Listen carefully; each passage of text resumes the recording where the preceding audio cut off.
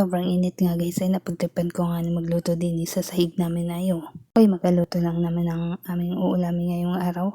Sa sobrang tagal nga na uminit ng aking kawali, napabilang na ako ng 1 to 10 ay. Oo, nagbibilang ako kung ilang minuto nga iinit itong ating kawali ay sobrang init na nga na init na rin yung aking ulo. Init na init pa na nga sa panahon na ang tagal pang uminit ng kawali na to. Sobrang init ko nga mag-antay para uminit yung kawali ay nilagay ko na yung mantika. Hayain hindi pa mainit yung kawali ay mainit din naman yan.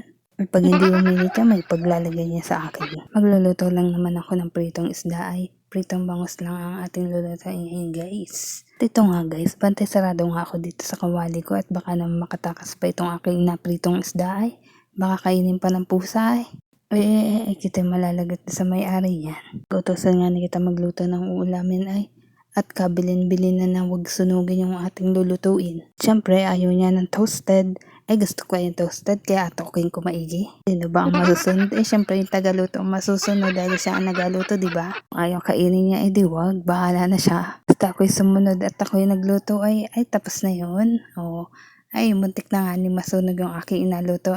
Yan, masisarmo na naman tayo nito. Alam niyo ba guys na ang gustong-gusto ko talaga sa prito ay yung toasted. Yung parang matutok na. Yun talaga ang gusto ko dahil crispy at yummy. Tan mo talaga yung pait, yung alat.